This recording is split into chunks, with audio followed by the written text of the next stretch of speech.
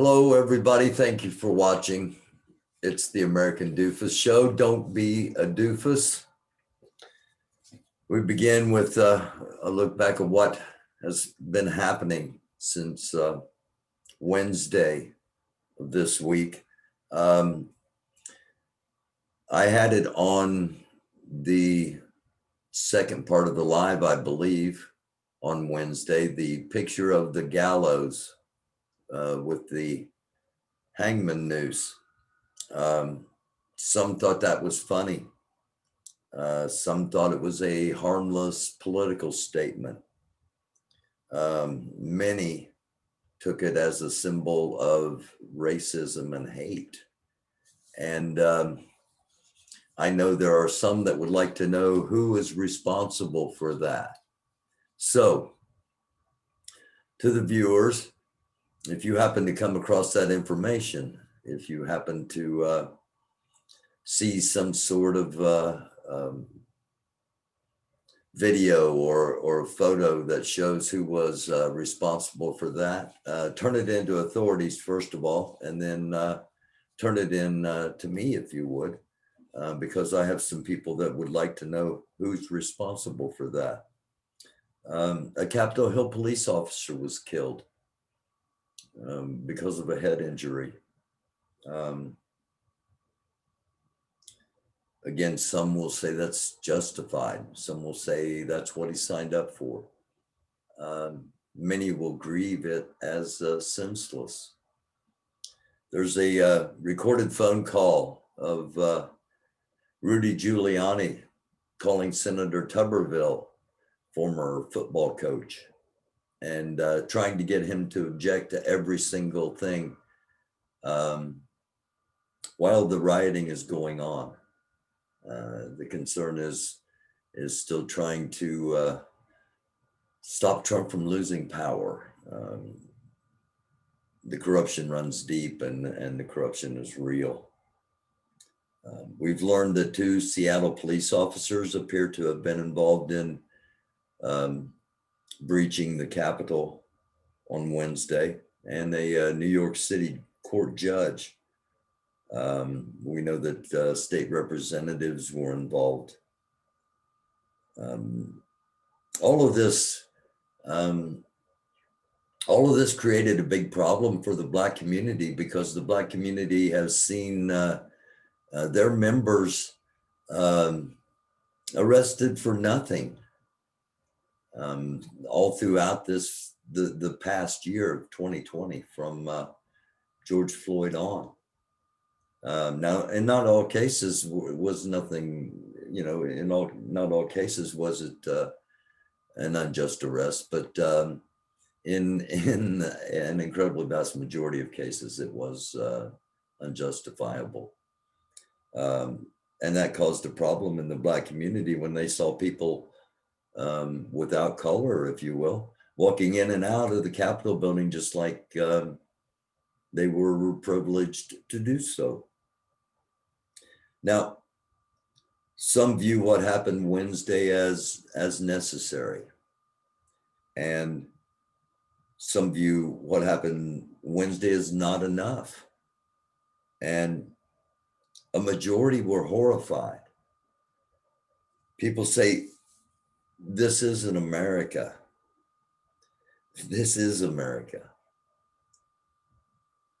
White people just had not seen it before. They had not had their eyes open to it before. There are so many people ready for war. Still. Not the people, not all encompassing, not we the people are ready for war. No. I said people. There are people that are ready for war, and not an insignificant number. Now, not all of them are ready for war merely to put Trump back into power, or to keep him into power as the situation is currently, or in office, I should say. I don't know how much power he actually has at the moment. I honestly don't know the restrictions that have been placed on him. I've heard that The White House is basically keeping him away from anything significant. Twitter has blocked him and removed his account permanently, suspended his account permanently. I don't know, you suspend or is it a permanent? Anyway, suspension implies that there's the opportunity to return. So that's just a little pet peeve that caught my attention. But some don't care about Trump at all. Okay. And they see little difference in either political party. And to them, the only answer is to burn everything down. And that is the opinion and the sentiment of more than a few people. And we need to be aware of that. We need to hear that. We need to listen to that. And before it gets to that point, we need to try to talk and understand why those feelings are there, in my opinion. Now, I would love to see we, the people, take control of the political power and spay and neuter both political parties. That's my idea of burning it down. Through unity, through peace, through understanding, through communication, through actual power. Some are still saying this isn't America, but it is. It's a place where we're pitted against each other in advertising, in news media, in politics. It's where we're taught not to trust each other, not to talk to each other. And it's even more difficult in these times of COVID when we are shut in for our own best interests. Some of us don't get out a lot simply because we've taken this seriously from the start. I myself, a good friend in the political world, died early in March. And I took it serious from that point on and still continue to do so. I've started taking vitamin D on a regular basis because I heard that it impacts, the COVID virus impacts people with vitamin D deficiencies. So I'm trying to do all I can for myself and for others. Because not only do I not want to get it, if I did get it, I would not want to be responsible to pass it on to anybody else. So what are we doing? Those that are anti-maskers, what are you doing? What are you doing? You're believing a lie and perpetuating death. You're believing false numbers just because somebody is laughing at the fact that they control you. It's time we wake up. It's time we unite. EAR is going to change that. And that began today. And thank you to the board members. They gave up part of their Saturday afternoon and with such brilliance and enthusiasm launched something that is going to have the opportunity to make change, bring about awareness. We're going to give people a way to unite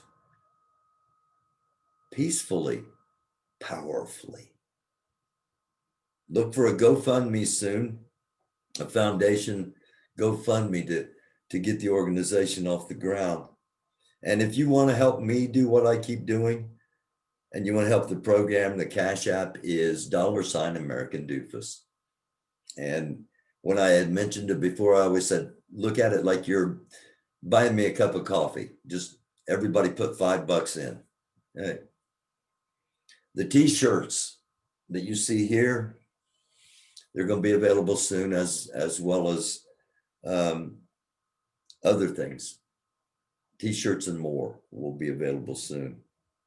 The vision of EAR is to build a group that is so strong and so powerful that it has to be taken very, very seriously. because we're going to influence politics. We're going to influence public opinion. And we want you to be a part of it. We're going to do for equality what the NRA did for guns before it imploded into corruption. And speaking of corruption, we started this today with transparency, and it's going to have transparency all the way through. There aren't going to be questions about motives. There aren't going to be, we've learned from others' mistakes. And we're doing things right, and I'm very, very proud of that. And I'm very proud to be associated with the board members I'm associated with. And I started out by talking about two of the police officers involved in the Capitol building, two from Seattle. And we're going to call for a review of every police department, every law enforcement organization in the United States for racism. And we're going to root it out. We're going to call for racism to be rooted out of the police departments and law enforcement agencies. It's a radical idea, not, but with enough power, it becomes a legitimate policy. And you can help with that power. You can help with that power. Also, we're going to call for a national tattoo registry of all law enforcement. It's important to know. It's important to know. They go from one agency to the other, and sometimes records aren't always the best kept. See, it's not about getting rid of all cops. No. Police officers have incredibly hard jobs, incredibly difficult, stressful jobs. We recognize that. It's about getting rid of the ones that aren't about protecting and serving everybody, sometimes not even anybody. And because the police unions are going to need some help from the outside with political pressure. And that's one thing EAR is going to be doing. Now, we're not going to be raising $1 bazillion and paying the lobbyists to do the work for us. No, when it comes time to lobby, I'm going to be in Washington, D.C. I'm going to be knocking on the congressmen's and senators' doors. And by the time we get there, I'm not going to have to knock. They're going to know we're coming. That's my hope. It's just something to think about. This is the American Doofus Show. I'm your host, Barry Welsh. Don't be a doofus. I'll be back tomorrow night, Sunday, with Sunday Night Live, the weekly wrap. I hope you'll join me. We'll talk about everything that's happened this past week, and we'll look ahead to the 17th of January and the 20th of January. It's what we do on the weekly wrap. Talk about what happened, talk about what's to come, talk about things other people don't talk about. That's the American Doofus Show. I love you all. Protect yourselves, stay alive, and by all means, don't be a doofus.